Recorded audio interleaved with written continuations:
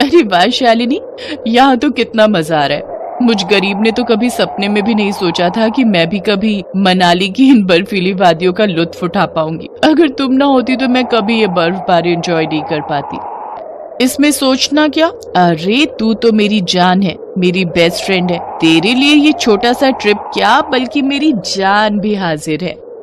सचमुच तू तो मेरी बहन से भी बढ़कर है। चल अब जल्दी से होटल के कमरे में चलते हैं, मुझे तो बहुत ठंड लगने लगी। अच्छा तुझे ठंड लग रही है, ठहर अभी मैं तुझे बताती हूँ। इतना कहकर शालिनी उसे बर्फ के गोले मारने लगती है। तभी उनके साथ आए उनके कॉलेज के दोस्त आपस में बात करते हुए कहते हैं, इस गरीब के तो कितने मजे हैं जो शालिनी की दौलत पर मुफ्त में ऐश कर रही है। ए तू कौन होता है ये सब बोलने वाला? ये पैसे मेरे हैं, मैं इनसे जो जी में आए करूं, तुम्हें इससे क्या? चलो अब निकलो यहाँ से। वो सब वहां से चले जाते हैं, लेकिन उन सब की बातें सुनकर प्रज्ञा रोने लगती है। शालिनी क्या तुम्हें भी ऐसा लगता है कि मैं तुम्हारा फायदा उठाती हूँ? प्रज्ञा तू भी क्या उन लोगों की बातों को दिल पर लगाकर बैठ गई? अरे अमीर गरीब होने से मुझे कोई फर्क नहीं पड़ता। मैं तो बस इतना जानती हूँ कि तुम मेरी बेस्ट फ्रेंड हो और मुझे जब भी तुम्हारी जरूरत होती है तू हमेशा मेरे साथ खड़ी रहती है। बस इतना ही मेरे लिए काफी है। दोनों सहेलियां एक दूसरे के गले लग जाती हैं। फिर वो वापस दिल्ली आ जाती हैं। दरअसल प्रज्ञा की अगले हफ्ते शादी थी और उसका हमेशा से मन था कि वो मनाली जाकर एक बार बर्फबारी जरूर देखे। इसलिए शालिनी उसे अपने साथ मनाली घुमाने ले गई थी।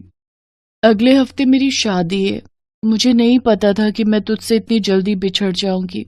अब हम दोनों कैसे मिल पाएंगे एक दूसरे से? प्रज्ञा तू चिंता मत कर, मेरा जब भी मन होगा मैं तुझसे मिलने आ जाया करूंगी तेरे ससुराल।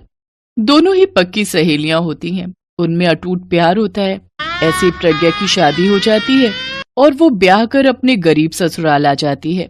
तो वहीं उसकी शादी अटेंड करने के बाद शालिनी आगे की पढ़ाई के लिए लंदन चली जाती है। शादी के बाद प्रज्ञा अपने ससुराल में और भी ज्यादा गरीबी के दिन काटती है। सर्दियों का वक्त था, बाहर बड़ा ही कोहरा था। प्रज्ञा आंगन में रस्सी पर टंगे कपड़े उठाई रही होती है कि तभी बहुत तेज बारिश और बर्फबारी भी होने लगती है। हे भगवान कितनी ठंड है, ऊपर से इस बारिश और बर्फबारी में तो ठंड और भी ज्यादा लग रही है। इस बर्फबारी को देखकर तो मुझे शालिनी की याद आ गई। बहू खाने की तैयारी कर ले। माँ जी मैंने सब्जी बना दी है और आटा भी लगा दिया है, अब बस जैसे ही वो आ जाएंगे तो गर्मा गर्म रोटी लगा दूंगी। तभी कोई दो लोग उसके पति को सहारा देकर अपने साथ लाते हैं। क्या हो गया जी, आपकी ये हालत कैसे हो गई? ये रोड क्रॉस कर रहे थे तो तेज बारिश में एक ट्रक इन्हें टक्कर मार गया। वो तो भगवान का शुक्र है कि इन्हें ज्यादा चोट नहीं आई। इसके बाद प्रज्ञा अपने पति आलोक की खूब सेवा करती है, साथ ही हल्दी का लेप उसके घावों पर लगाती है। ऐसे ही 3 दिन बीत जाते हैं, लेकिन ठंड थी कि लगातार बढ़ती जा रही थी। प्रज्ञा बहुत ज्यादा ठंड लग रही है, थोड़ी आग जला दो तो मैं ताप लूं। ठीक है जी, लेकिन घर में लकड़ियां बहुत कम बची हैं और बारिश के कारण जंगल में सारी लकड़ियां गीली पड़ी हैं। फिर प्रज्ञा उन थोड़ी सी लकड़ियों से आग जला देती है, लेकिन कुछ ही देर में सारी लकड़ियां जलकर खाक हो जाती हैं। फिर आलोक वैसे ही ठंड से कांपने लगता है, जिस कारण उसे तेज बुखार भी आ जाता है। ये देख प्रज्ञा और उसकी सास रोने लगती है। न जाने भगवान ने और कितने कष्ट लिखे हमारी जिंदगी में। आज एक लाचार पत्नी अपने बीमार पति के लिए कुछ नहीं कर पा रही। काश मेरी सहेली शालिनी मेरे पास होती तो उसके कंधे पर सर रखकर मैं थोड़ा रो लेती तो मेरा दुख कुछ कम हो जाता। फिर कुछ देर बाद उनके घर के बाहर एक बड़ी सी गाड़ी आकर रुकती है, जिसमें से शालिनी उतरती है। वो अंदर आती है। फिर आकर लग जा मेरे गले। शालिनी तू? हाँ देख, तुमने मुझे याद किया और मैं आ गई। प्रज्ञा उसके गले लग जाती है। फिर शालिनी अपने ड्राइवर को आवाज लगाती है, जो 2 नए कंबल और एक हीटर लेकर अंदर आता है। ये ले प्रज्ञा, ये तेरी सहेली की तरफ से तेरे लिए।